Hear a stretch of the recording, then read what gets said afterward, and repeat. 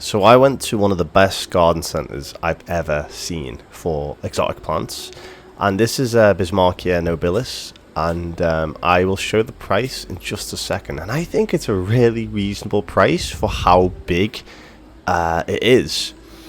But for a garden centre of this size, you'd expect a lot of bedding plants, but no, it was exotics. So I'm showcasing my experience, and look at these Euchrostratus. There's so many of them.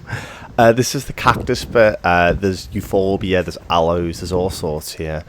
And the sheer volume of exotic plants was just staggering. And I'll let you work out exactly where this might be, because I'm not going to tell you where it is right now. But I just want to showcase this place, how beautiful it was, and the rare exotic plants that you can really struggle to get in the UK. And I want to showcase all these plants. So this is one of the really large greenhouses they had that had all sorts of different palms and exotics in it. So this is a really large Trachycarpus. It's probably 10 feet, and it was 437 euros, which is a really reasonable price. And we also have large laurels, strelitzias, the bed of paradise, phormiums, cordlines. We've got more of the Bismarck palms. And we have a palm that I've always wanted. It's called the pygmy date palm. And that is the Phoenix robillani. And if I had enough room in like my greenhouse, I would take this home right now. I'm actually growing some seeds. Well, I'm trying to germinate them actually. So we'll see how that goes. And if I do get some seedlings that come up, I'll be very, very happy. Especially for this palm. This was one of the best views of the garden centre. And I think these are queen palms. I'm not 100% sure. I'm not the greatest with some palms like that, especially like the more tropic exotic ones. But I know these are Camarops humilis. And again, the prices on them are really reasonable. And if we had something like this near me, I would definitely scoop one up. And they probably grow extremely fast in this particular garden centre environment. The variety of plants that you can grow in full sun, especially in like a really arid environment that they have these guys growing in, is quite astonishing. And it's sort of opened my my mind to different possibilities I can have in my garden. These are the Psychas revoluta that I was looking at, and they're very cheap.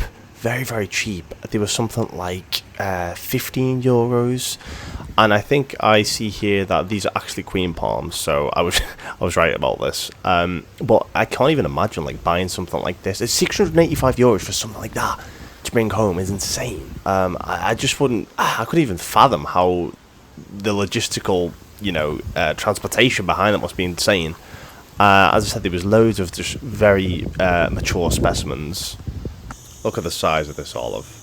Massive olive. It didn't have a price tag, so I don't know how much it is. And, this is another example of the greenhouses they had. I would even class this as greenhouses, like an open polytunnel. Quite a surprising thing they had in this region was tree ferns. And now, I didn't know in this sort of, I'm going to give you a hint where we are now. In this arid sort of region, you can have tree ferns in really dry environments. Now, I'm assuming they're kept basically like the way we look after tender exotics. Like we mollycoddle it and wrap it and all sorts. That they do the same for their plants that really require a lot of moisture and shade. But they're massive. I just, as I said, I couldn't believe that I'd see tree ferns of this caliber in such a dry and arid environment, and it's quite impressive. And the prices weren't too bad at all either. It was just an interesting little find to see these things, but it just shocked me how cheap a lot of like the gigantic palms and exotics are, because the growth rates, I'm assuming, quite quick. And just another example of a beautiful cycas that seems to defoliate but come back. Insanely beautiful. The funny thing about Spain, or at least Estepona, south coast, is that everything is so arid and like delicate. Like it looks like it's been sun scorched, but things thrive here. Like things that we consider like exotics in the UK, they just thrive here and they grow like weeds. I don't know the growth rate of what they'd be like here, because obviously there's a lot less rainfall, but they just go for years. Even if it is like marginal growth, because they don't really get much of a winter. Like the lowest I see is probably like 5 degrees, something like that. Things just grow all year round, basically. So in the winter months when it does rain a lot, You get a lot of growth there. But if you just look, if you ever worry about your Camerops humulus struggling, these are native Camerops humulus to the Spanish south coast near Estepona. Look at these guys, they're in bad shape, really bad shape. So just remember, this is probably the salinity in the air, by the way, because it's right next to the coast. But just remember, if you're growing them and they look better than this, you're doing better than Spanish grown native Camerops humulus. Just remember that. I am sweating like a lizard. But Spanish coast is kind of cool. We got really nice flowers like this. I have no clue what that is. I don't know. Looks like a kind of, it's also like a sort of like a lily structure, but not really. Huh. Some little turtles. I think they're terrapins. I'm not exactly sure what they are, but they look kind of cool. There's like loads of fish in here. A lot of the rivers here have just dried off. This one hasn't even like reached the sea yet, but it's just so crazy how drought restricted this place is.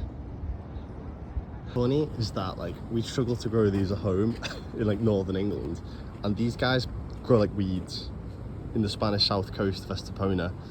Like this is probably just self-seeded, and I know it looks a bit scraggly, but it's right next to the coast, probably gets blown to bits.